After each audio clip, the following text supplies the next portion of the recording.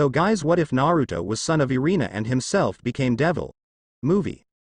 In the city of Kuo, a small child with hair the color of the sun, and 3 whisker marks on his face was seen roaming the streets. He wore a beige-green shirt with a red spiral in the center, and black pants with blue sandals. This was Naruto Uzumaki. Naruto was confused. He didn't understand where he was or how he got here. He had just released the infinite Tsukuyomi with Sasuke and then suddenly he found himself unconscious in an unknown place. Kurama, you there, buddy? Naruto asked to no response. Not getting an answer, he decided to go into his mindscape. The first thing he noticed was his friend sleeping. He let out a sigh of relief, assuming Kurama was recovering from their battle with Sasuke. As Naruto looked around, he began to realize his mindscape was not as it used to be. He saw that the cage that once locked Kurama away had returned, and upon looking down at the waters that lined the floors, Naruto noticed his reflection to be a much younger version of himself. What the heck? Why am I 7 again? Expecting a reaction from his furry friend, Naruto looked at him expectantly only to be disappointed. Kurama shifted around but otherwise didn't respond to the blonde's incessant yelling. He thought about tearing the seal off right away, but he grew concerned. What if Kurama reverted to a being of pure hatred as had reverted to a child? Of course, had taken his hatred again, but right now he's only 7 physically. Until they could have a proper conversation, Kurama would have to stay locked away. Well, had supposed this would be a small surprise. It looks like I am gonna have to go at it alone for a while. For now, he was 7 years old, had no idea where he was, had no way of getting home, and Kurama was gonna be asleep for who knows how long. He felt comforted by the fact that he and Sasuke saved the shinobi world before his disappearance. He even got through to Sasuke, had find a way home eventually. Leaving his mindscape, Naruto walked into a park hoping to blow off some steam. Instead, he saw a brown-haired boy playing with what he assumed to be an orange-haired girl. The two noticed someone new appearing at the park and ran up to him offering to play. Hey, do you want to play tag with us? Asked the brown-haired youth with a smile. Yeah, come play with us, the more the better, encouraged the young girl. Broken out of his thoughts, Naruto just looked at the two with a toothy grin. Sure. If he was stuck here for the foreseeable future, had at least try and enjoy getting a second chance at his childhood, had investigate how to get back home later once he had the resources, but knowing his luck, he had a feeling it would be a long time before he could see his friends again. So what's your name, kid? Puffed out the brown-haired boy. With a thumb pointing towards himself and a wide grin he said, my name is Naruto Uzumaki. Fishcake? That's a weird name. Hey, it's a better name than whatever you have, weirdo. Wh? Weirdo. You're the weird one here, and my name is Issei Hyodo. Cleaning out his ear with his pinky finger, Naruto retorted, yeah, whatever you say, weirdo. PFT, ahaha. The orange-haired girl began to laugh at the duo. Hey, what's so funny, Irina? Asked an exasperated Issei. Ha ha ha. It's nothing. Looking towards Naruto, she bowed and said, I am sorry I haven't introduced myself yet. I am Irina Shizu. Alright, now that that's out of the way, let's play, shouted Issei. Pretending to be a child without any worries was a lot easier for Naruto than he thought it'd be. Even if it was just for a moment, he got a glimpse of a normal childhood. Soon enough it was time for Irina to go when her parents came and picked her up. Seeing her go, both boys waved and said, bye Irina. Not long after Irina left, Issei's parents arrived and saw him running around with a blonde child that they've never seen before. Seeing his parents, Issei ran up to them with a big smile. Mom. Dad.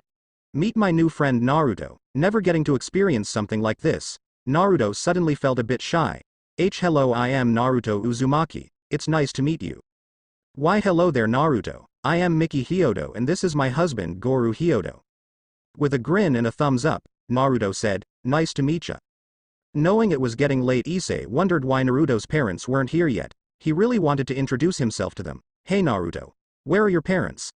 I wanna say. Issei stopped talking when he saw Naruto had a sad smile. Goru and Miki caught on when they saw his expression. The poor boy was an orphan. As Naruto was about to say something, Goru got eye level with Naruto and said, it's okay son, you don't have to say a thing. Naruto nodded his head in understanding, and just muttered thank you. He knew he loved his parents, he just wished he could experience what it was like having them with him, had never blamed Kurama for what happened. Issei was confused by this, but he figured he could ask his parents about this later. It was getting late. Issei in his concern asked, do you want to come over to my house, Naruto? Miki had a smile on her face when she heard this. Naturally, she agreed. No child should be left on their own. That's a great idea, honey. Naruto didn't want to take advantage of their kindness, but at the moment he had nothing and no one. Promising to pay them back inwardly, he put on a grin and said, "Sure, that sounds awesome." ADB, it happened suddenly, and now he was gone. The one who could truly understand his pain. The one who never gave up on him was gone. Sasuke didn't know what to think. One second he and Naruto were releasing the infinite Tsukuyomi, and in the next, some kind of hole eerily reminiscent of Kagaya's portal appeared underneath them. As he lay on the ground, all his thoughts were toward his one and only friend. "Sasuke. Are you alright? Where's Naruto?" shouted his pink-haired teammate in concern. "Sakura, he's gone," muttered a despondent Sasuke. What? What do you mean he's gone?" "I don't know, some kind of portal opened beneath us, he pushed me out of the way." Hearing the despair coming from his recently returned student, "That doesn't mean he's dead. If it was anything like Kagaya's portal, it means he's in another dimension. We can still find him." A silver-haired man appeared with determination in his eyes. "You still haven't tapped into the full potential of your Rinnegan. If Kagaya could open portals like that because of her eyes, then you should be able to do the same thing," the man theorized. Sasuke widened his eyes in realization and with a small smirk he said, "Thank you, Kakashi-sensei." Kakashi's eyes widened for a fraction before saying, Now, Naruto was my responsibility to begin with. We can't let him go gallivanting on his own without some backup." Sakura looked at Sasuke and Kakashi with a grin. "Well, bring the knucklehead back, he's still gotta be Hokage after all." As the three looked on, all the cocoons for the infinite Tsukuyomi began to open and free the trapped inhabitants. Then and there Sasuke made a promise to himself, "I'll find you Naruto. I know you're still alive, that's a promise of a lifetime." A family of 4 was seen gathered around a table. In the center was a circular cake with 10 candles inside the outer rim. "Happy birthday, big bro. Son. A young boy had a huge grin and the whiskers on his face made him look a bit foxy. "Thanks you guys." As he blew the candles, he thought he saw flashes of a blonde man and red-headed woman smiling down at him. Suddenly the world warped and it was just the boy and his father. "Now Naruto, I believe it's time we talked about the birds and the bees." Naruto's eyes widened. "Oh no, not this again. Dad, we don't have to nonsense, son. You see there comes a time." Beep beep beep. Stupid alarm is worse than the sun," groaned out a young man as he slammed the off button. This was Naruto Uzumaki. He was now a young man once again, and he was taller to boot, now standing at a height of 5 foot 9 inches. His thoughts went to the dream he just had. Would they be happy for me? Then he remembered the other part of his dream and shivered. Puberty once was bad enough, going through it again was not fun. Shrugging it off, for now, his thoughts were interrupted when he heard a knock on his room's door. "Hey Naruto. Have you seen my DVD? I was gonna let Matsuda borrow it." "No. You sure you didn't leave it in the player again?" "Yes, I am sure. Why would I leave it in there when I am trying to get my hands on a good magazine?" Naruto deadpanned at his little brother. "Check again. I am pretty sure you've built a habit of putting it in and just forgetting about it." "I am telling you it's not, never mind." Naruto smirked, told ya. Yeah, whatever," grumbled out the younger brother. After getting dressed, Naruto wore a modified Kuo uniform similar to his little brother, except instead of a red t-shirt his was orange. Naruto opened his door and went downstairs into the kitchen and prepared last night's leftovers for lunch. Once that was done he called his brother down. "Issei. I prepped our lunches, come on, we don't want to be late." "Alright. I am heading down now." Footsteps could be heard coming from the ceiling of the first floor. Naruto swore if he didn't call Issei down at all he'd probably try and have a quickie with his right hand. Standing by the front door, Naruto let his thoughts drift. It had been 11 years since he arrived here. Kurama was still asleep. It was like he was in a coma. He visited him every day but nothing he did or said would wake him up. On top of that, he didn't know if time passed differently here compared to the elemental nations. For all he knew, his 11 years here was barely a day over there or vice versa. He didn't even know if he wanted to go back anymore. Thinking of the bright side, he finally got to experience what having a family was like. He even got to play the part of an older brother, although he did have to retrain himself once he was reverted back into a child, as best as he could anyway.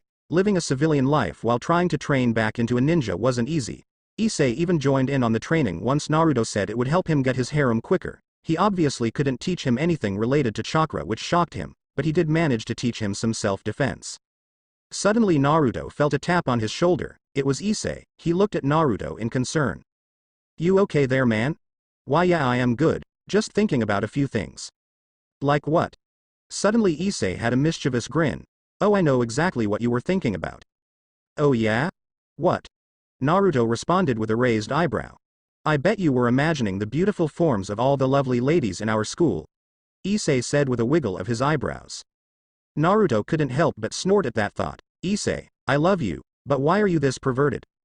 I want to be the harem king. This level of perversion is nothing. Issei shouted out to the world as the duo left their home. Naruto simply walked ahead of Issei after that declaration. Hey. Don't leave without me. Naruto. ADB. Kuo Academy was a sight to see. A school that Naruto would begrudgingly admit was beautiful. It only recently became co-ed. Something that Issei was over the moon about considering his nature. For all intents and purposes, Kuo Academy was a normal school, but Naruto's gut was telling him that there was more to it than meets the eye. Maybe it was the all too beautiful girls here, or he was just being paranoid. With a shrug of his shoulders, he'd investigate if anything drastic happened. Until then he enjoyed living like a normal guy, it felt peaceful. Shortly after entering the school he looked toward his brother and offered him a fist bump. I'll see ya at lunch. Issei, try not to peep, okay? Issei grinned and returned the fist bump. See ya Naruto, and no promises, I'll live and die by my desires. As they separated, Naruto just shook his head. He once tried to curb the perversion, but by then it was too late. Issei declared he wanted to be harem king and it went downhill from there. Q Matsuda and Motohama befriending Issei and the perverted trio were born. Naruto neared his classroom and groaned. Second chance at childhood or not, school would always be his bane. With great reluctance, he entered the room and made his way to his seat. The moment he sat down it was lights out, at least it should have been. He heard a familiar voice whisper into his ear. Ah, tired Sasune Whiskers? Naruto felt a chill crawl through his spine when he heard her sweet voice. As he looked up, blue eyes met magenta. With a grin, Naruto just asked, "You still want to play this game, you sadist?" Akeno Himejima was a beautiful young lady that Naruto had the unfortunate pleasure of getting to know. She had long black hair tied into a ponytail via an orange ribbon that Naruto silently approved of. She wore Kuo's female uniform, which had the fortunate side effect of showing off her chest. I am afraid I don't know what you're talking about, Whiskers, Akeno retorted with a coy smile. The class stared in disbelief. The boys felt a fit of seething jealousy for Naruto. How could he, the brother of Hyodo of all people, be flirting with one of the school's great ladies? Sure, he had looks that made him seem like an exotic foreigner, and sure he was like a Spartan in gym class. Heck, he was even kinda nice to everyone. An aura of depression surrounded the boys. How could they beat that? The girls, on the other hand, well, their reactions varied. Some were jealous of Akeno, others of Naruto, some even thought they'd make a cute couple. Ignoring the class nonsense, Naruto decided to ask the real reason they played these games. Do you still want me to join your club? Of course I do, Akeno responded as she walked to her seat next to Naruto. She really wanted him to join the peerage. She knew he wasn't an average human, based on the fact that he had chakra, something she learned from Kaneko. She loved playing these games with him, but she couldn't seriously go for him until he was a devil. She'd outlive him. Even then she wondered if he would truly accept someone like her. Naruto looked in thought for a bit before he relented and said, "Why not? It could be fun." Akeno widened her eyes in surprise. Naruto finally agreed to join the Occult Research Club. All she had to do was convince him of the benefits of a devil, and then no, she shouldn't get too excited. As much as she wanted to be, there was still the fact of how he would react to devils. If he reacted poorly, well then unfortunately she'd have to wipe his memories, then the whole school, just to maintain some semblance of normalcy, and then never speak to him again. "Sue, when do y'all want to introduce me?" Naruto asked, interrupting Akeno's spiraling thoughts. "How about during lunch?" "Ah, I can't. I am meeting up with Issei then." "What about after school?" "Yeah, that'll work. I don't have any plans today anyways." Akeno nodded as the teacher walked in. Naruto, on the other hand, laid his head back on his desk and went to sleep. Akeno looked to the sleeping blonde and held in a chuckle. She initially only took an interest in him because Rias viewed him as a potential scout via the discovery of his chakra, reminiscing of their first encounter. Never did she think she'd actually get attached to the knucklehead after that misunderstanding. The class had just ended and Akeno expected her person of interest to be walking out the room the moment the bell rang. Instead, she was surprised to find him still asleep on his desk. She thought she heard him mumbling something about ramen. So she waited for the classroom to empty before she attempted to confront him. Once it was empty, she walked next to him and gently tapped on his shoulders, causing him to stir in his sleep before waking up and stretching. "Excuse me, but are you Naruto Uzumaki?" "That's me, but who are you?" "I am Akeno Himejima. I have something I'd like to ask you." Naruto suddenly blushed at that. "Look, I am honored, but we don't know each other well enough." "Huh?" Akeno was confused. What was he talking about? Naruto rubbed the back of his head nervously. I am sorry, I can't respond to your feelings. Akeno just stood in shock. She was rejected for an entirely different reason. For some reason, her feminine pride couldn't accept this. Normally she wouldn't be interested in a human, but she could make an exception by breaking him down and making him her slave. Era. You thought I was gonna confess to you? Naruto noticed the change in her tone and it made his skin crawl. He knew her type. Still, he was confused. The room was empty and he was alone with a girl. This was just like one of those moments in romance anime that Issei showed him. Was that not what you were gonna ask? Whoops, my bad, I guess. The nonchalant way he dismissed her ticked her off even more, so with a gleam in her eye, she did the one thing a man couldn't stand. She attacked his pride. Please, Whiskers, a child like you wouldn't know the first thing to do with a woman like me. Naruto grew a tick mark. Oh, so it's gonna be like that, huh? Akeno just smiled and looked at him as if he was a bug. Naruto saw the look Akeno was giving him and he stared back defiantly. Sparks of lightning could be seen flying between the two. Time flew by, at least for one person, because as soon as it was time for lunch he practically flew out of his desk shouting something about freedom. Akeno merely giggled at the man-child's antics. She'd see him at the end of the day, and hopefully, Rias would have a new peerage member. ADB. Naruto arrived at the base of the tree where he and Issei usually met for lunch. As he waited for Issei, he decided to do his daily talk with Kurama. Maybe there had been a change in his condition. Once he entered his mindscape, he saw his companion still in the same position since the day they arrived on Earth. Hey, Kurama. No response. Naruto didn't falter. He knew Kurama wouldn't respond, but even so, he held on to the hope that he could hear him, so he spoke. He began with some of the differences between the two worlds, how civilians here could live without chakra, but they had much more advanced technology, the likes he's never seen. When Naruto ran out of things to talk about in a subject, he'd switch to something else. He'd talk about his daily life, he'd mention his family, how he has to go to school again even if he slept through most of it. Even if he sounded like a broken record, Naruto wanted him to know he was doing okay. Naruto said goodbye and vanished from his mindscape. As Naruto vanished, he didn't hear the low murmur coming from Kurama. Naruto. Issei had yet to arrive and Naruto's patience was wearing thin. If Issei wasn't gonna show up fine by him, he'd just kick his ass in a training session from hell. At least that was the plan until he saw him running away from the girls of the Kendo Club. Naruto thought about helping his little brother, but considering he made him wait just to peek at some girls, he just went with the motto of he didn't see anything. Shortly after that, Issei was getting a pervert's punishment. Once the girls got their retribution and walked off, Naruto walked towards his fallen brother. Was the beating worth it? Hell yeah, it was. I almost got to see Kata's and Murayama's bare tits. Issei said with no regret. He truly had a perverted constitution. Naruto sighed and brought Issei's arm over his shoulder and helped him up. Thanks, man. Yeah, I am just gonna make your training hell after this, why no? Issei had a look of horror. Please, anything but that. Give up on being a pervert. I'd rather die. Naruto snorted. At least he was honest. Training it is then.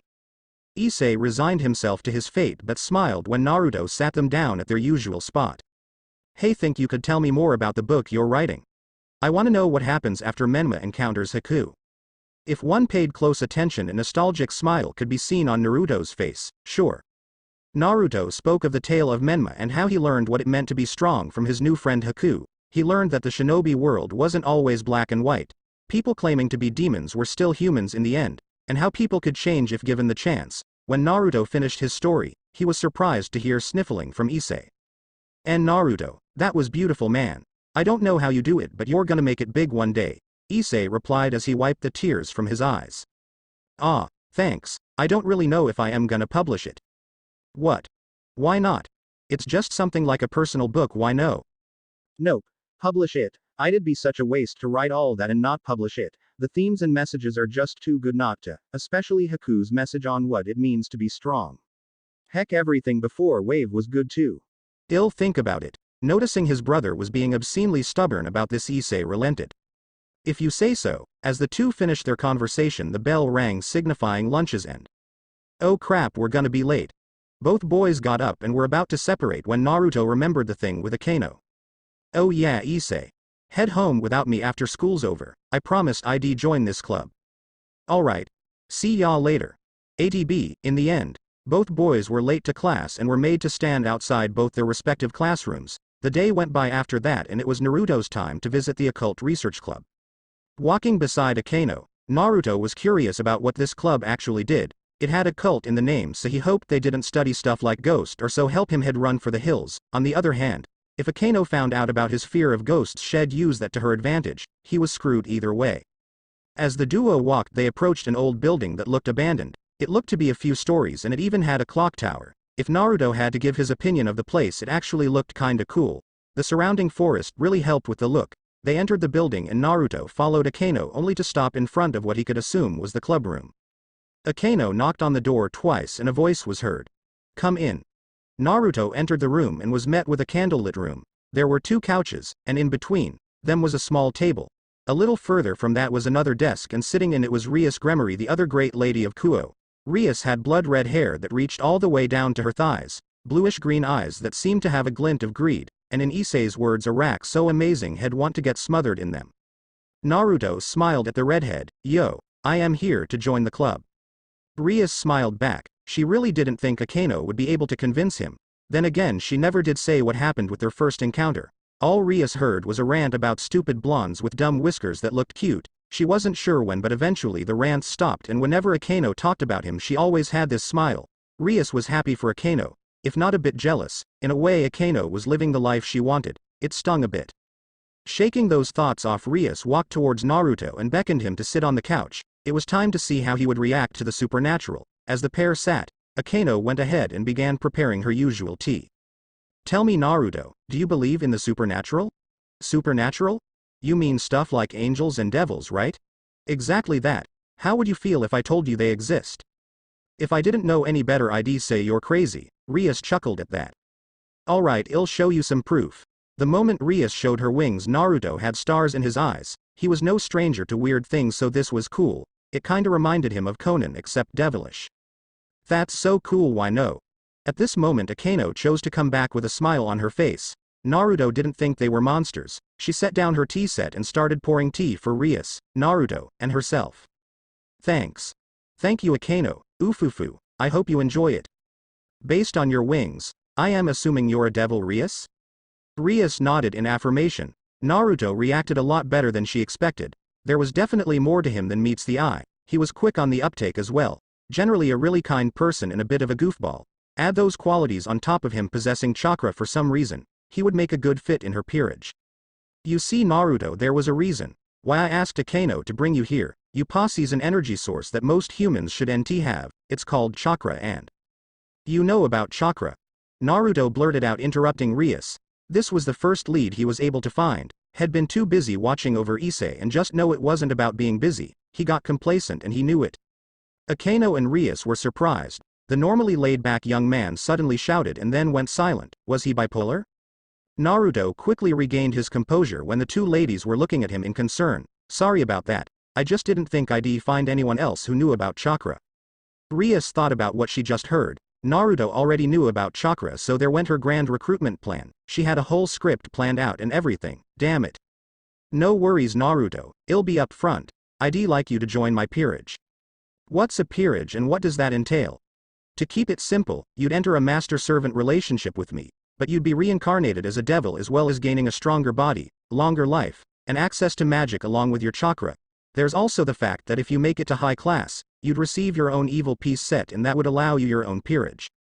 "I don't like the idea of being a servant, or having servants." "If that's your concern, then you don't have to worry. I treat the members of my peerage as family, and you could do the same if you make it to high class." "There's more to it than just that, isn't there?" Rias nodded and delved into explaining the evil piece system. She began by saying it was based on a game of chess. In total there were 15 pieces, 1 queen, 2 bishops, rooks, and knights, and 8 pawns. They were considered servants to the king, which would be the leader or master of the peerage, a high-class devil. "But why do y'all have the need to reincarnate humans?"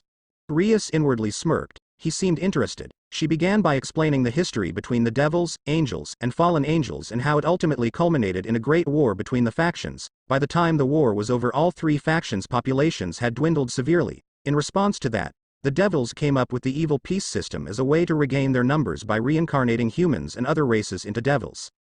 Naruto groaned in thought. He just found out there was a hell of a lot more to this world than he thought. He forgot to look underneath the underneath. Kakashi would be disappointed. A sudden memory flashed through his mind. It showed Issei with a red gauntlet. Hey, by any chance are you interested in recruiting my brother? Rias and Akeno stiffened at this. How could he have known? There was no point in lying now. If Rias could have both brothers in her peerage it'd all work out. Besides, she had the gut feeling he'd be able to tell if she lied. I'll be honest, I am. One of my members can smell something draconic within Issei, and you smell like a fox. Naruto's eyes widened in surprise at that. They could smell Kurama. At least it was someone from Rias' peerage and not someone from another faction with bad intent. Wait. If someone from her peerage could sense Kurama and apparently Issei's gauntlet, then that meant someone else could too. Issei would get involved with the supernatural whether he liked it or not. Thanks for letting me know, but my next question is why? Why would you try to specifically recruit us? Are you in some sort of trouble? Rias looked uncomfortable at that. He was narrowing in without really trying. Was she that easy to read? Naruto Uzumaki was dangerous. There was so much more to him than she initially thought. He even took control of the conversation with relative ease. Akeno noticed Rias' troubled look. I am sorry, Whiskers, but that's personal. Naruto nodded in understanding. He got his answer. That's my bad. I overstepped my boundaries. It's okay. I get it. It's family, Rias replied with a faint smile. After gathering his thoughts, Naruto came to a conclusion. I appreciate the offer, Rias, but I am gonna have to say no. I'd like to remain human. I still have some things that need to be settled and I don't know if I could be reincarnated anyways. Rias and Akeno looked shocked. He refused because he didn't think he could be turned and had something to settle? What did he mean by that? Naruto decided to change the subject. Say, Rias, do you think I could spar with your peerage? I haven't had a good fight in a long while. Rias raised an eyebrow at this. Are you sure? You're just a human with a bit of chakra. As she said this, a second Naruto popped into existence with a cheeky grin. Trust me, I am not your average chakra wielder. The king and queen looked on in surprise. Akeno began to poke and prod the clone. It was a physical copy of Naruto. Oh, she was gonna have fun with this. Rias on the other hand got really curious about his abilities. If he was hiding such things, she wanted to know more. Was he a ninja or something? Rias had a glint in her eye. Sure, but let's make this a bet. If my peerage wins, you join it. She wasn't gonna give up that easily, huh? Fine. He could accept a challenge. This could be fun. With a smirk, he said, how greedy of you, Rias. I'll do it, but if when I just want you to talk to Issei like you talked to me about being a devil. Is that really what you want? I am a devil, I could grant you anything within my ability. Naruto had a smug smile. Yeah. I don't really want anything from you. Not like I am gonna lose anyways. Rias felt her eye twitch. He was talking smack. Akeno noticed the eye twitch and held in a chuckle. This was just how Naruto was. He was good at getting underneath someone's skin. But why do you want me to just talk to him as a prize? I planned on doing that after what happened today regardless. Truth is, I won't always be there to watch over Issei. If he has something supernatural, like you said, he'll end up getting involved whether I like it or not. I trust Akeno and she trusts you, so I'll put my faith in you to watch over him when I can't. Besides, I like to think I have a good judge of character. Rias was dumbfounded. She didn't know how to react to that. He was putting faith in her after only a few conversations. He was either extremely trusting or he was a fool. Yet she couldn't help but smile at that. He really was different from everyone else in this school. Of course I'll watch over him. Naruto smiled at that. So about that spar. While this was happening, no one noticed the excited yell of a brown-haired young man screaming about finally getting a date. ADB, Papa. Sarada. I told you not to interrupt me while I am searching. I am sorry, Papa. Mama told me to look for you. Sasuke smiled at his daughter. I know you didn't mean to, it's just this is really important. You're looking for Uncle Ruto, right? Of course, I made a promise to your uncle. See, can I help look? As much as he wanted to say no, it was his daughter begging to help look for his best friend. Sure, Sarada. Just hold on to this piece of chakra filter. I finally have an idea of where to find him. A beautiful sunset could be seen on the horizon of Kuo Academy. A small group of students were walking into the forest surrounding the old school building. So, where are we going? Naruto asked as he looked in the forest. While nowhere near as big as the hidden leaves, it did remind him of it, or maybe it was just nature making him feel nostalgic. There's a small lake around here. I thought it would be the perfect place for a spar, Rias answered. In truth, she wanted to use the environment to her advantage. It wasn't like Naruto could walk on water or fly. Naruto nodded in agreement. A place isolated from society would be the best. He was bound to cause some chaos. As the group traveled, Naruto introduced himself to the last two members of Rias' peerage. Kiba Yuto, the Prince of Kuo as the fangirls would call him, was a blonde-haired young man. He had bluish-gray eyes and a mole underneath his left eye. Naruto got the distinctive feeling Kiba was a closet pervert. You don't stay around a group of ladies and not have some dirty thoughts, or he could be wrong and Kiba was gay, but that seemed really unlikely. Those thoughts aside, Kiba was a really polite guy and someone that Naruto could get along with really well. The other member was the mascot of Kuo Academy, Kaneko Taju. She was a short and slender girl, with snow-colored hair and had 2 long bangs that went past her shoulders. Attached to one of her bangs was a black cat hairpin. She also had hazel-colored eyes that added to her cuteness. Kaneko was a stoic girl that brought back memories of a red-headed friend. Naruto imagined he wouldn't have to fight her in a life-or-death situation to become friends. As the group neared the small lake, Naruto felt a small tug on his sleeve. He looked down and saw it was Kaneko. "Yo, what can I do for you, Lil Neko?" Kaneko twitched at the nickname. "Senpai, how do you have chakra?" "What do you mean? I was born with it, how else would I have chakra?" Kaneko furrowed her brows ever so slightly. "You smell human, but I also smell fox. Are you some long-lost descendant of a fox yokai?" "Era. Maybe that would explain the whiskers," Naruto hummed in thought before he shrugged his shoulders. "As far as I know, I am not. You see, before I met Issei, I grew up as an orphan in a village hidden by nature. Everyone in the village was human, and we all could use chakra. The village even had an academy that taught the basics of it." The peerage, especially Kiba, grew solemn when Naruto mentioned his orphan status. They knew he was eventually adopted into the Hyodo family, but they didn't know exactly when. Kiba spoke up and asked, "So how did you end up in Kuo?" Naruto chuckled and scratched the back of his head. "That's the thing, I can't remember." This shocked everyone, and before he could elaborate, they arrived at the lake. Naruto had a huge grin. "All right, we're finally here." Recovering from the blonde's announcement of amnesia, the peerage began to prepare for the spar. Kaneko put on a pair of cat-themed fighter's gloves. Kiba created a sword, and Akeno began to transform into her shrine maiden attire. The moment Akeno began to change, Naruto did his best not to ogle at the sadist, but damn it, she was going through one of those magical girl transformations that Issei talked about. He couldn't help but look. Akeno noticed the perverted look Naruto was giving her and had a teasing smile. "Era, did something catch your eye, Whiskers?" Naruto looked away with a tint of pink. "I am afraid I don't know what you're talking about." Akeno pouted at that response. He used her words against her. Rias chuckled at the small banter between her queen and hopefully a new member of her peerage. "As much as I'd love to see you two go back and forth, we do need to plan some things out." Naruto nodded in understanding and began to walk a good distance away from the peerage. He grinned in excitement. He wondered what plan Rias would come up with to use against him. "Bucko, are you sure we should be going all out against him? He is only human?" Kiba asked, as he didn't want to accidentally skewer a potential new friend and member.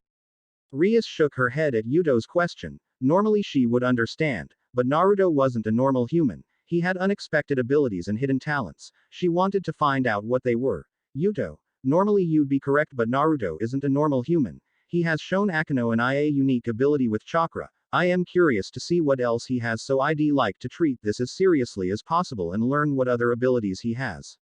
Kiba nodded in understanding, while Kaneko wondered what ability he showed with chakra. How different was his use of chakra compared to a yokai's? Could she learn to utilize it the same as him? She had many questions with no answer. Hopefully, by the end of this spar, she'd get some. As Kaneko's thoughts came to an end, Rias began explaining her plan to the peerage. ADB. Naruto stood in the field with an excited grin. It had been a long time since he had any type of combat. As he waited for the devils to make their move, he saw a blonde blur coming towards him with a blade. He smiled. Kiba was fast, but nothing he couldn't keep up with. He quickly summoned a clone and transformed it into a kunai and met Kiba blade to blade. Kiba widened his eyes slightly. He could make clones, that much he knew based on what Rias told him. Transforming it into a weapon was something he did not expect. Suddenly he felt his sword being torn through like butter as he saw a translucent coat over the kunai before it popped out of existence. Kiba quickly tried to back away and create another sword, only to be pushed back towards Naruto when a clone's foot met his back. Naruto began to pressure Kiba with his clone, only for his instincts telling him to move. For a brief moment, he saw a flash of white and a small fist heading straight towards his face. Poof! Kaneko swore she hit the blonde man. Instead, a smashed log that had seen better days was in his place and he was nowhere to be seen. She looked towards Kiba, who gave her a grateful nod as he recreated a demonic blade and cut down the surprised clone. Naruto had comical eyes as he realized that punch would have turned him into mush. Note to self: don't get hit by Lil Neko. He quickly made another clone and charged at the two from behind. only for the original to dodge as a bolt of lightning flew down and popped the clone, giving away his position. Ah, you dodged. Naruto looked up and saw the ultimate sadist in all her glory. Hey. Don't think just cause you can fly I can't get to you. Ufufu. I'd like to see you try Whiskers. Kiba and Kaneko charged at the blonde while he was distracted. Unfortunately, before they could reach him he made his move. Multi-shadow clone jutsu. A large amount of smoke could be seen popping into existence. Kaneko shuddered at the amount of chakra that permeated the air. As the smoke dissipated, hundreds of Naruto clones were seen. Some were standing in trees, some on land, and some were even standing on water. This left the devils in absolute awe. How many clones could he make and how were they standing on water? Unfortunately for the devils, they didn't have the luxury of just standing there in awe because the clones started charging. Some were being thrown towards Akano, who began to prepare a wide area of attack spell in an attempt to get rid of the army of clones, while Kaneko and Kiba did their best to fend off the ones that decided to charge at them, but every time they offed a clone it was like a new one would take its place. While they were struggling with the clones, Naruto sat on a tree a bit away from the chaos and began to chuckle. His goal was to find Rias while his clones distracted the other three. Instincts flared as he felt an immense energy fly towards him. He jumped off the tree and saw it vanish into nothing as black energy hit it. He whistled at that power. It reminded him of Old Man Onoki's dust release. I take it you like tormenting my peerage? An amused smile could be seen on Rias. Naruto let out a snort. Don't think you're exempt from my chaos. As he said those words, another clone jumped out of the woodworks and tackled Rias. Rias grunted before she flew up with the clone and erased it with her destruction. As soon as it was gone, she saw Naruto throwing multiple clones that seemed to hold onto a glowing blue ball. That looked like it would hurt if it got anywhere near her. She decided to obliterate all of them before they had the chance to hit her. Naruto clicked his teeth in thought. She had an ability that could basically erase his existence if he wasn't careful. It wasn't the first time he had dealt with an ability like that, but he couldn't unleash anything too powerful either. He didn't want to accidentally kill his new sparring mates. The Rasengan was one thing because he could tone down the power, but any other iteration of it was overkill. Maybe Rias could do the same, but he wasn't willing to find out. Suddenly he got an influx of memories from his clones. He saw images of them being devastated by Akino's rain of lightning, and Kiba summoning a field of swords. Kaneko just punched a ton of them into each other, making them pop. Naruto smirked. He supposed he could stop holding back for just a bit. He jumped towards Rias and left a small crater on the ground.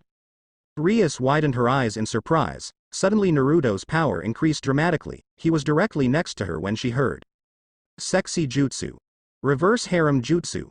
Multiple clouds of smoke appeared, and out came various characters from multiple anime naked as the day they were born. Rias looked on with her mouth agape. A stream of blood could be seen coming from her nose. She recognized all of them. How did he know? The only one who should know anything about her obsession was Akano. Suddenly the harem ended and what she could presume was the original Naruto tackled her. Gee gotcha. Naruto tried his best to hold in laughter. He didn't think that would work. He only picked characters from shows Issei forced him to watch. Who knew Rias would fall for that? Apparently, there was more to her than he had initially thought.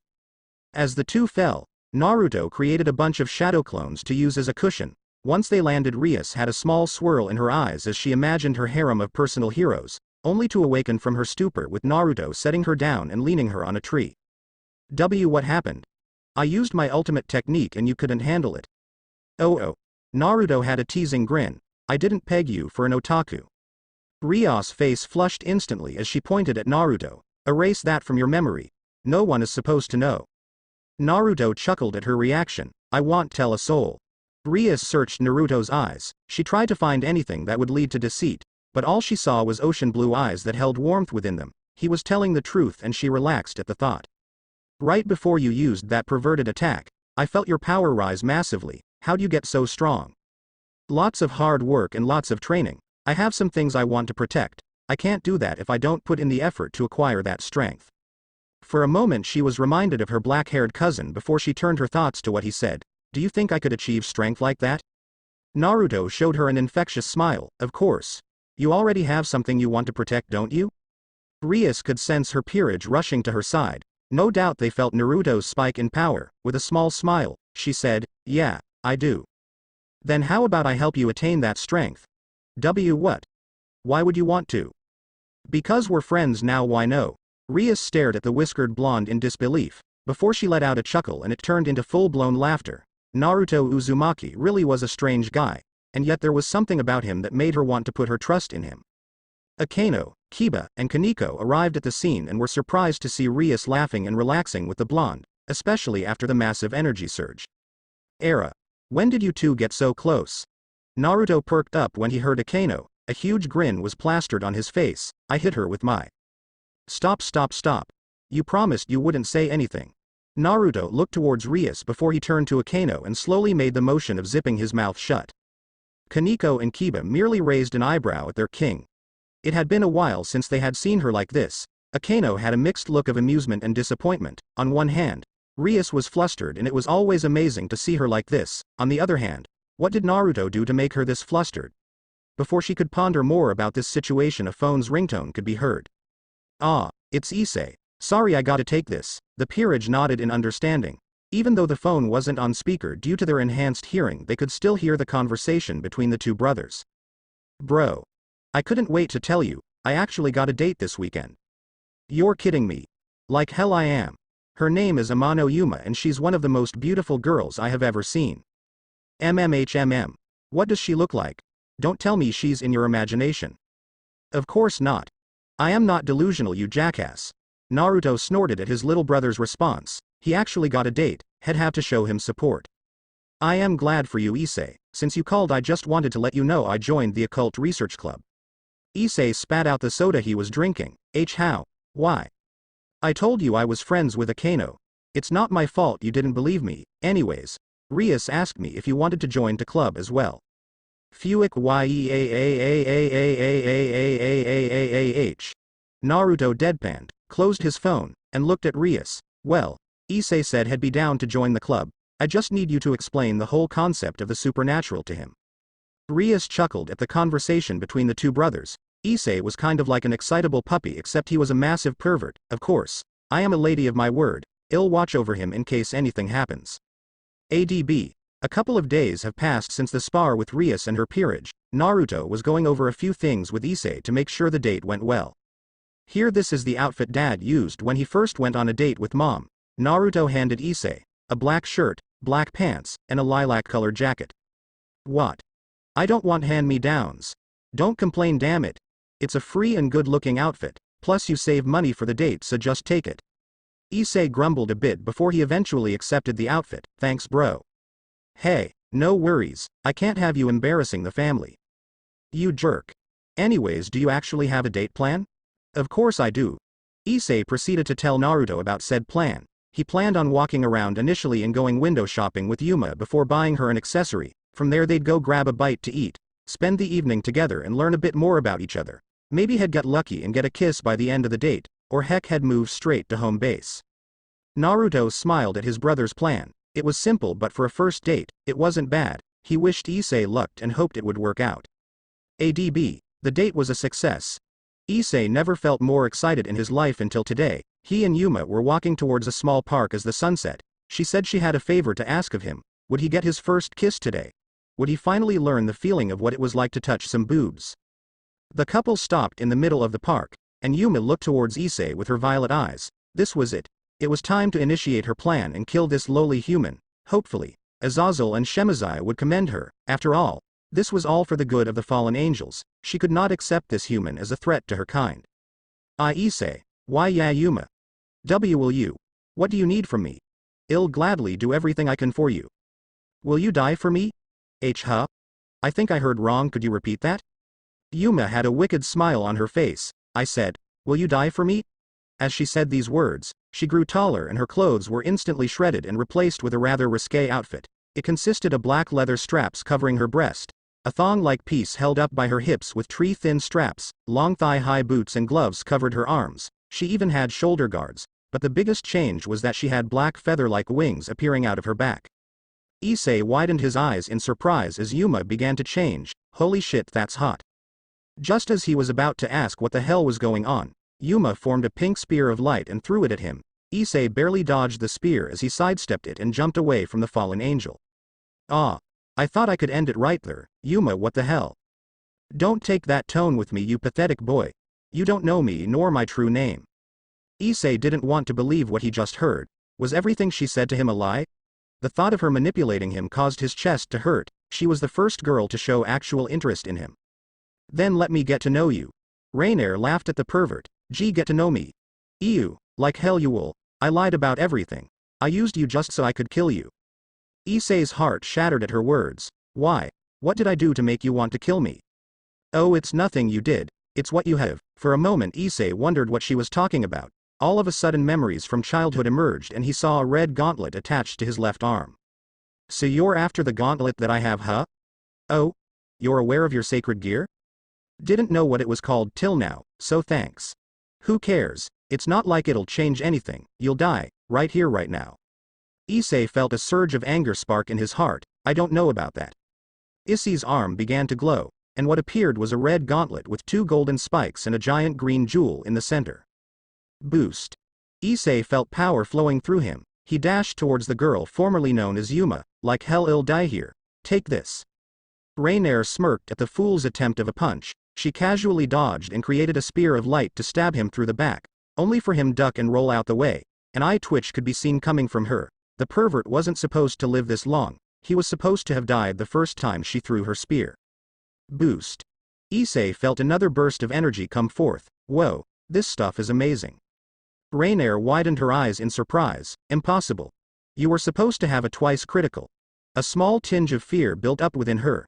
There was no way this brat had the legendary boosted gear. She flew into the sky and began to create multiple spears of light, only for her to be shot down by a lightning strike.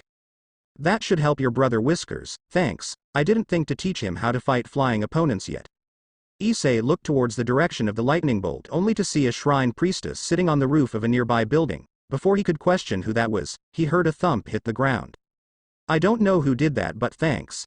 Issei didn't hear a response but his focus was back on the mysterious chick with wings. Are you done?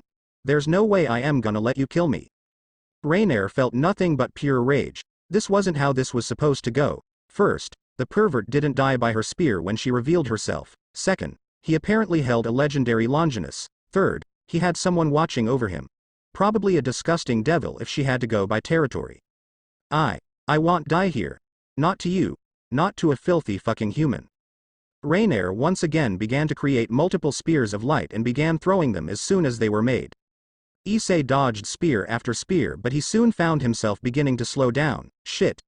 The moment I stop moving she's gonna turn me into a shish kebab. Come on you stupid gauntlet, give me something more.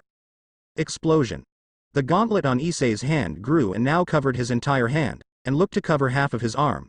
It now had claws as a replacement for his fingers, and it seemed like the rest of it served to shield his arm. Whoa. Now that's what I am talking about. Issei felt a massive surge of power flow through him. The speed of the spears was beginning to slow down. He was getting faster. He had a chance. Suddenly he found a spear, heading straight towards his face. Crap. He instinctively blocked the spear with his left arm and was surprised to find the spear dissipating. Terror began to encompass Rainier. This fucking animal was now surpassing her in power. Was this the true power of the boosted gear or was this his potential? Before she could even attempt to cast another spear, she found herself being blitzed by the mongrel. She tried to escape from his assault but it was for naught as she saw a red blur swiftly punch her lights out.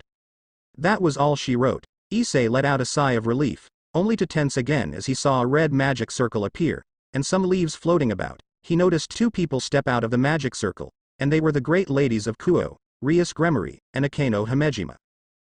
Holy crap, what are you doing here? Before they could answer, a swirl of leaves appeared around the 2, and out came his older brother who had a proud smile. Naruto. Issei, I am glad all that training didn't go to waste. Issei only nodded his head in disbelief, before asking, what the hell is going on? He was eventually caught up with the situation and was told the same thing the 2 ladies told his brother. Issei looked towards Rias. So, you want me to join your peerage because I have this gauntlet called the boosted gear? Yes, and it's not just because of that. Now that you've awakened the boosted gear you will be continually targeted no matter what you do. I am offering you my protection, along with the chance to learn how to harness your boosted gear's abilities. Issei looked towards his brother. Did you become a devil, Naruto? Nope, I am human. Rias couldn't turn me into a devil unless she got much stronger than me. Rias knew he was right but it didn't mean she had to like it. You just have an insane amount of chakra. Don't let it get to your head, it'll catch up and make you mine. That's quite a bold statement, not like that Akeno. Issei looked utterly shocked. He knew his brother was abnormally strong if the training sessions they had were to go by. No. What truly shocked him was seeing the famous redhead act her age. It was the complete opposite of how she usually presented herself. He let out a soft chuckle. She wasn't this untouchable person that the school made her out to be. About that offer to join you peerage, can I have some time to think about it? Rias looked towards the boy. Of course. Just don't forget that as a devil you'll be one step closer towards your dream. Issei instantly perked up at the mention of that. You have my attention. Ufufu. Whiskers, your brother sure is an excitable one, isn't he? Naruto facepalmed. He knew this was how it would go. You should know, it's common for devils to have their own harems. I want to be a devil. Rias smiled at his answer. This situation turned out a lot better than she could have hoped for. She'd attain the Red Dragon Emperor as her pawn. And she befriended his older brother, who in turn would serve as a good partner to strengthen her and the entire peerage. With this maybe she'd be able to escape her arranged marriage. Her thoughts were interrupted when she heard a groan coming from the downed fallen angel. So what are we going to do about her? Naruto asked as he pointed towards the downed grunt. Rias began to charge up her destruction and pointed it at the unconscious fallen angel. It put a bad taste in her mouth having to kill an already incapacitated opponent, but they were in her territory attempting to kill an innocent. Whoa, wait a minute Rias, she doesn't need to die. Rias raised an eyebrow at the blonde. She tried to kill your brother. Why should she disappear? Naruto sighed and looked toward the mentioned sibling. I know, but I don't think that's what Issei would want. Of course not. She doesn't need to die, it's not like she actually killed me. Plus, we might be able to glean some information off of her. Like why she was in my territory. Rias understood where Naruto was coming from, but the fact remains, she attacked someone who had nothing to do with the supernatural until today. No one attacks the innocent within my territory. I understand that, but you're being rash. That's why I want to ask you to let me interrogate her. Era. Would you like some help with that, Whiskers? Akeno asked with a flushed face. A small amount of lightning could be seen pouring out of her body. Naruto noticed Akeno go into her sadist mode, but the most important thing was when he looked into her eyes. In them, he saw hatred towards the unconscious girl. He wasn't sure if it was because she attacked Issei or if it was something else entirely. Don't worry about it, Akeno. I have a pretty good idea of how to extract information from her, especially since she seems like the cowardly type. Akeno abruptly shut down as she was denied her chance to torture a fallen angel. Issei just stared flabbergasted. Out of all the things he didn't expect Akeno Himejima to be a massive sadist. She was friends with his brother. How the hell was she not trying to cook him alive with lightning? Before Issei could let his thoughts run wild, Rias spoke up. Go ahead, Naruto. I can't tell you what to do since you aren't a member of my peerage. I only ask that whatever information you gain from her you let me know about it. It would help me out a lot. Sure thing. Naruto replied as he made a clone, had it transform into wire, and tied Rainier up with it. Alrighty, I'll see y'all later. I'll tell mom and dad that you slept over at a friend's place. With that announcement, Naruto's body flickered away. Rias turned towards Issei. Now that that's been solved, how about we get you started on your dream? For a moment Issei was in absolute shock. His brother had to be some kind of ninja. Maybe that was why he was writing his book but didn't want to publish it. He was interrupted from his thoughts when Rias asked about getting him started on his dream to become harem king. Hell yeah. ADB. Violet eyes opened only to see a faintly lit room. The first thing they saw were various posters of different things, but the one thing they all had in common was the color orange. After that, they saw a bed and a large flat-screen TV. It was official. Rainier had no idea where the hell she was at. All of a sudden memories flooded her mind as she remembered her attempt to kill a perverted human.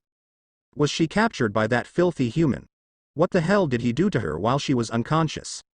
As she tried to move around she found herself bound to a chair tied with what looked to be wire. She couldn't really tell because it was incredibly thin. She tried to break out but was surprised when the wire held through her strength. Actually, it felt like the wire was getting tighter the more she moved. She grunted and kept trying to break out only for the wire to begin digging into her skin.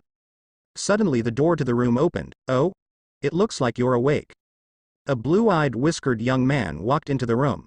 Who the hell are you? Why the hell am I tied up like this? Wouldn't you like to know? Before Rainier could speak, the blonde held a finger up to his lips and shushed her. She felt a vein throb. Click. The door opened once more and another person entered. This one Rainier recognized completely and she went pale as a sheet. Lord Azazel, ADB.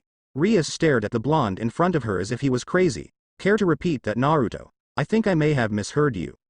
Nope, you heard right. Rias palmed her face. All I wanted you to do was get some information out of the fallen. How in Satan's name did you meet the leader of the Grigori? About that, after Naruto's body flickered to an empty roof.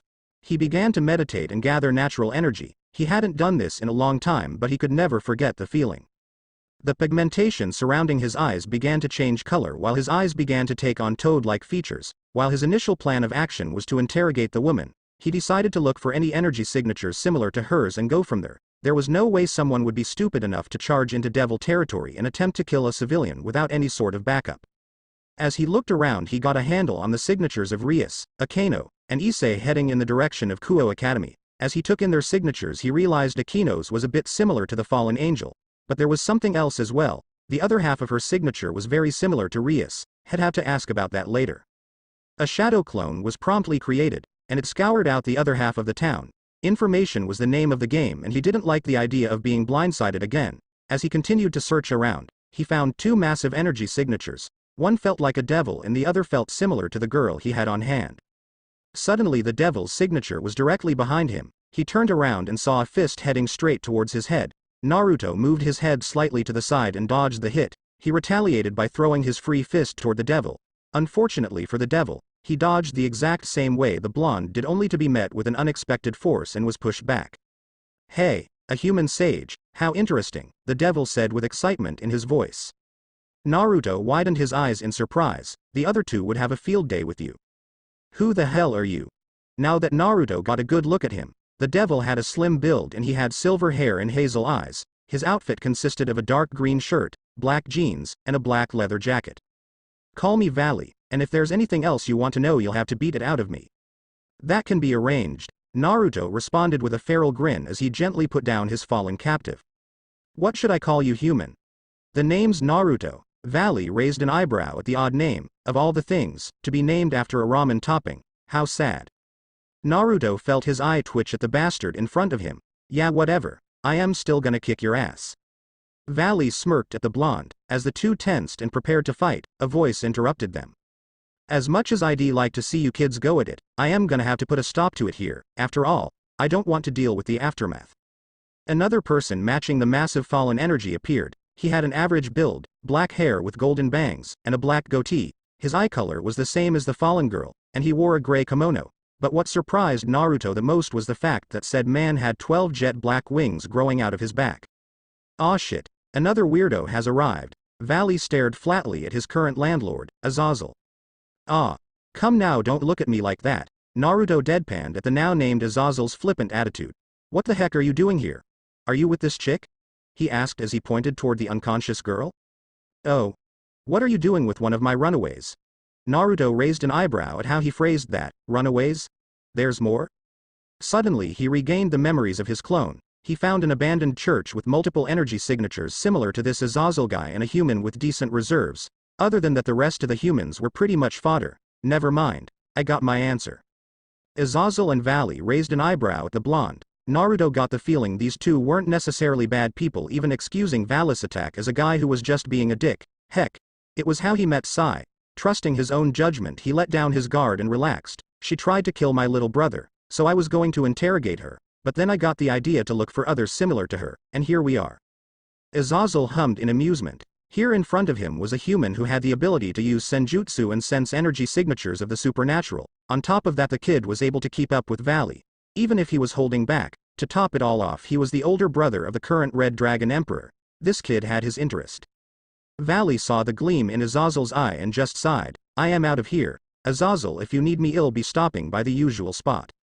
As Valley left, Naruto began to ask Azazel more questions. "What are you doing here? Isn't there a whole truce at the moment with the devils and fallen angels?" "Ah, so you know about that.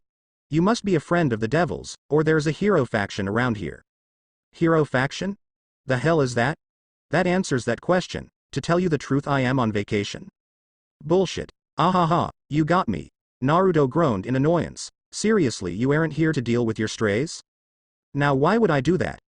I can't do anything about that. This is devil territory. If they decided to go stray, it's on them." An idea began to form in Azazel's mind. "Although, with you here and since you have no allegiance to a faction, an exception can be made."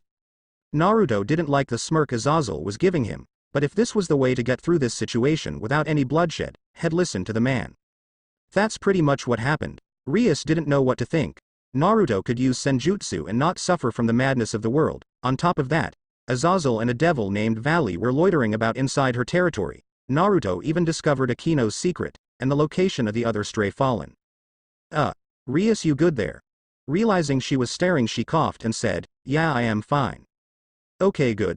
Cause for a second there I thought you lost your mind. How am I supposed to respond to that? Naruto ignored Rias' exasperated yell.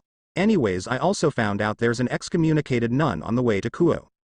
Rias raised an eyebrow at that. Okay. How is that supposed to be helpful? She can heal devils. That shut Rias up. A former sister of the cloth who could heal devils. It was obvious why she was excommunicated then. She must have healed a devil and the church found out about it. Before she could carry on with her thought, Naruto spoke up.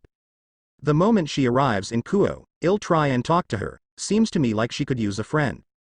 Do whatever you want. I can't order you around, remember? True. I just thought I'd let you know about what I found out. Rias began to rub her temples. She could feel a headache coming. Don't stress about it too much, Rias. It should affect you if things go the way me and Azazel have planned it. That's what I am worried about. Now, it'll be fine. I am strong, why no? Rias sighed before she looked Naruto in the eyes and got serious. Listen, Naruto, about Akino, it isn't my place to say, but I think she'll tell you if you ask her about it. Naruto nodded in understanding. One more thing. How did you not succumb to the madness of the world? Madness of the world? Rias elaborated once she saw Naruto's confusion. What I mean is, how did you not succumb to the negative feelings of using senjutsu and lose control of yourself?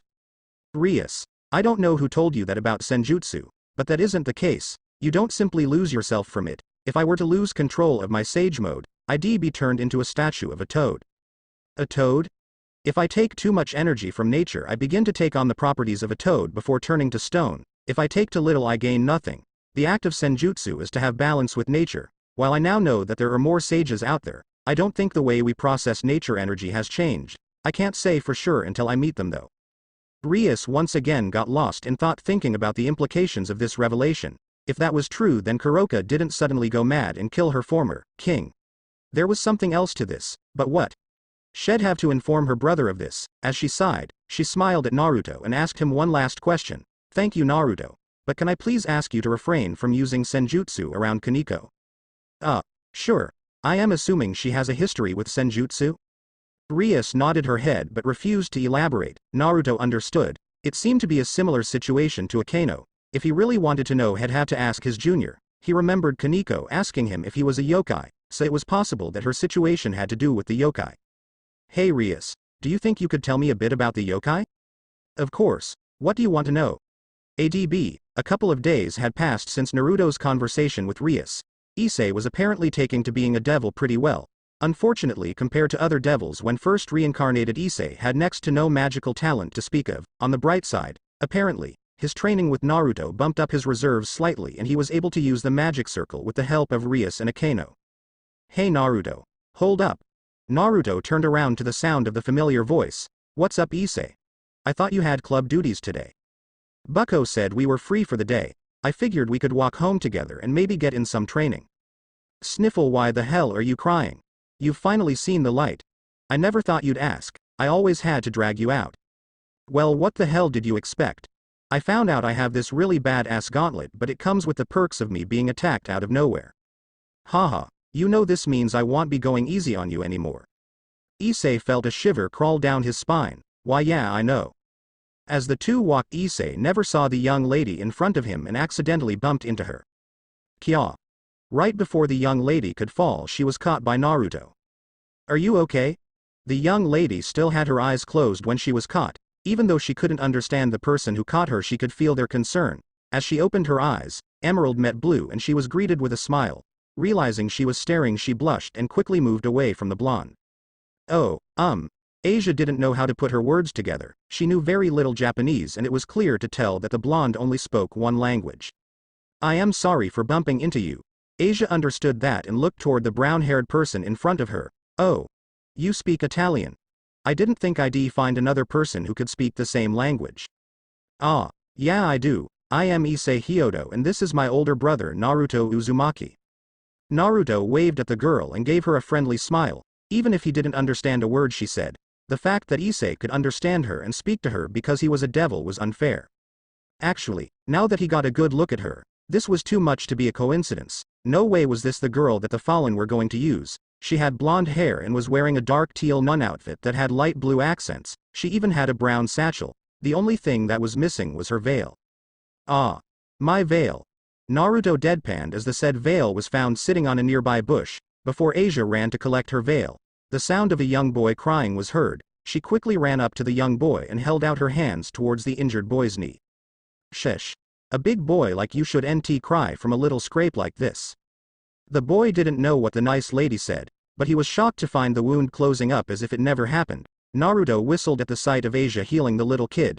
The green glow from her ring like sacred gear reminded him of when Sakura or Tsunade would heal his wounds. Idly he wondered how they were doing. Meanwhile, Issei stood in shock. He didn't expect Asia to have a sacred gear. He knew he should nt be associating with a nun, but still, she was an incredibly nice person and she didn't need to know he was a devil. He figured a friendship could work between the two. Asia finished healing the boy, and he stood up and tested it out by stomping his foot on the ground a few times. He had an excited smile and thanked the nun before running home. Asia had a gentle smile as she saw the boy run off. Even if she was no longer an official sister, she'd stand by her teachings. As she grabbed her veil, she was surprised to see the two young men still waiting for her. Whoa. I didn't think you'd have a sacred gear, Issei said in excitement.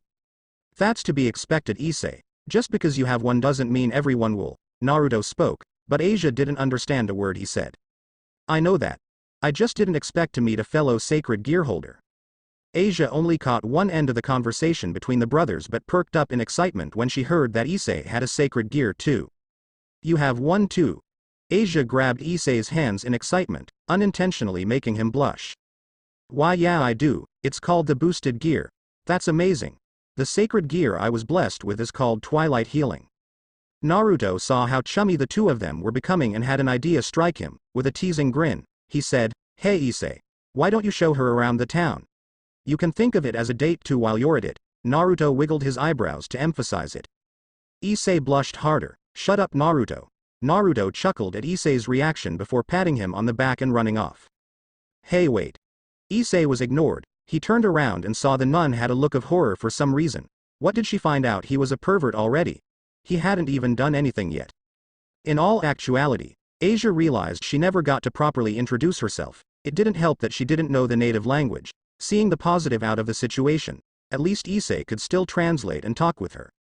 ADB, after leaving his brother behind to have some time with the nun, Naruto decided it was time to enact his plan with Azazel. He found it strange that not a single fallen angel decided to investigate and see what happened to Rainier. From the looks of it, he figured that most of them only joined together because they all had something in common. They didn't like the fact that Azazel was considering peace with the other factions. Too bad for them. He was on the job now and had be damned if peace didn't happen between the three factions. As for the humans, which he now learned were stray exorcists, well, he'd figure something out for them. If push came to shove, he could always eliminate them. But the idea of killing someone left a bad taste in his mouth. He didn't have a problem with killing per se. After all, he was a shinobi. But if he had the chance, he'd rather talk things out with his enemy. As the church came into view, Naruto decided it was time to get serious. If peace was to be an option, then he'd stop the rogue uprising from happening. Multiple clones of Naruto were created without a second thought and he had them investigate the building, searching for other ways to get in and block any escapes in case one of his targets decided to run. As he made his way to the entrance, he stopped to think about the events that lead up to this.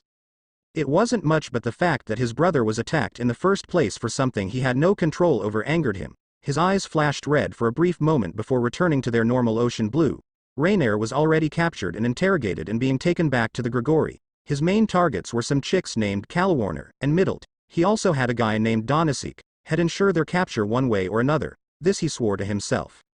ADB, come on already. Why can't we leave this god-forsaken place?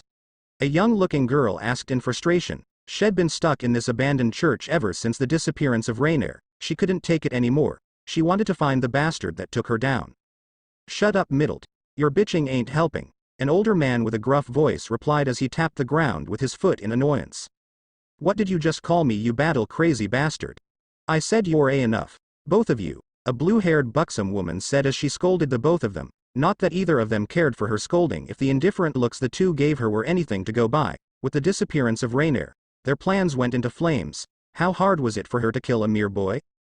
The only reason they stayed in the church and hadn't gone out to look for her was because of the boss orders. It had been a few days already, and it was obvious she wasn't coming back. Before Calawarner could continue her thoughts, an earthquake-like tremor spread throughout the church. What the hell was that? Middle asked. Finally some action. Donasek said with excitement in his voice. The male Fallen quickly left the underground room within the church to see what was happening. Middle and Calawarner quickly followed only to see their lead exorcist being sent flying into a wall. What the three saw completely took them by surprise. All they saw was a single human taking on their exorcist as if they were cannon fodder. The human even managed to knock Freed out.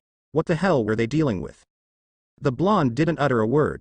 All he did was look at the exorcist as if they were trash. Not an ounce of respect could be seen on the boy. Clearly, he met Freed and already developed an inherent dislike for him and the other exorcists.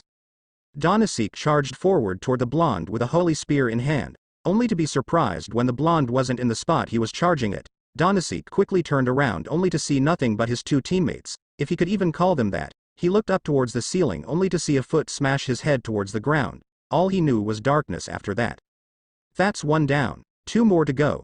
Calawarner and Middle tensed the moment the blonde said those words. He was specifically after them. They didn't even see him move, and because of that, the fight was over before it even began. They were surprised when 2 more blondes jumped off the ceiling and landed right behind them. Before they could do anything, they were quickly knocked out.